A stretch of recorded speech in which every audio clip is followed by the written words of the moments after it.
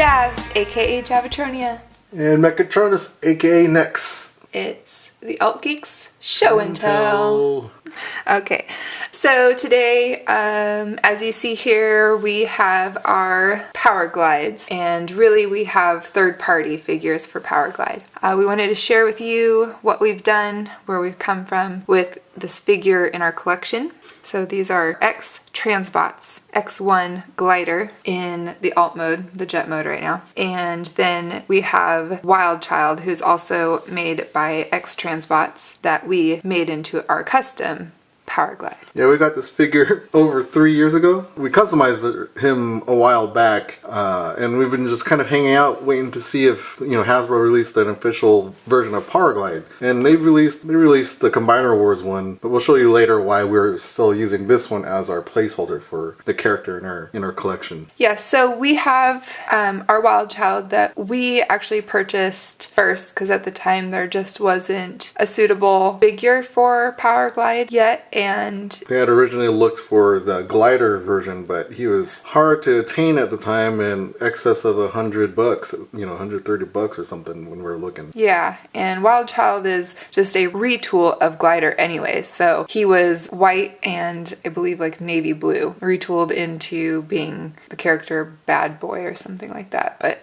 plus, we customed him, obviously, to give him more likeness to his true colors and everything. But as you can see, I actually still really like our red better. It's more rich and has more depth. Yeah, the glider has more of like a deep salmon red or something. So we opted to go with a more classic red. Looks more like the red used for Optimus, and a metallic silver for his arms and accessories. So I really feel like this Wildchild custom really fits in well with our collection, our Chug. He has a lot of the similar aesthetic to the G1, which I like, and since he's a custom, he just stays in robot mode, which is helpful because that's how we display all our figures. I don't think we did a too bad of job. That was like maybe our second, third custom. I can't remember one of our earlier customs, and Java did all the base coat. She did a really good job because she did really thin layers for the red and the silver. And then I did a lot of the detailing, which I don't know why I ended up doing it. I have shaky diabetic hands, so I don't know why I'm doing the work of surgeons. No, just kidding. No, the eyes were the most difficult part, but other than that, everything was pretty simple, easy to get to. The exclamation point I call it on is hip skirt.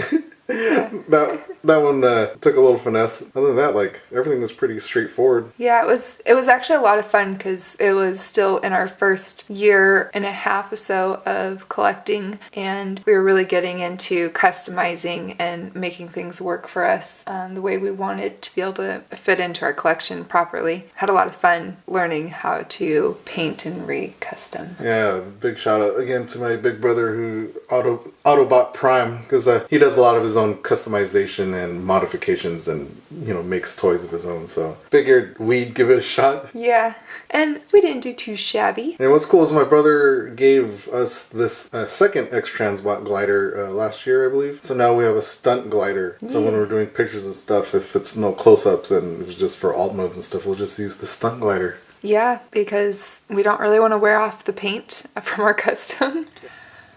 Alright, in Powerglide's alt mode, as you can see here with Glider, he is supposed to represent an A10 Thunderbolt 2, which is also known as a Warthog. And as far as his representation from cartoon or what he should be, he's not terrible. Yeah, he's pretty anime accurate. Actually, looks more like what he's supposed to with the toy than he did the anime. Yeah, and compared to the other figures, I think his lines and the way he's put together, it's not very kibbly, it's fairly smooth, and he doesn't look loose. Some of the other ones in their alt modes look you see all the joints, and I like that this one's pretty clean and really streamlined for his image. Again, the paint color, because it's that plastic, it's kind of become like a salmony red color. He doesn't have a lot of depth to it. But yeah, I think his alt mode looks pretty good. Gives off that Warthog Thunderbolt feel, so gets the job done.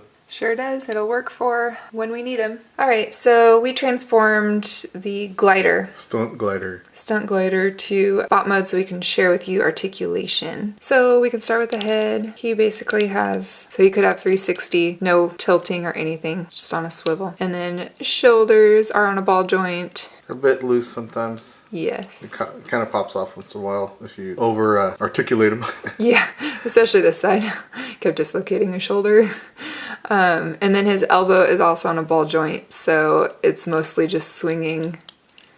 Oopsie, there we go. So his elbow can really only bend, go out straight and then bend up.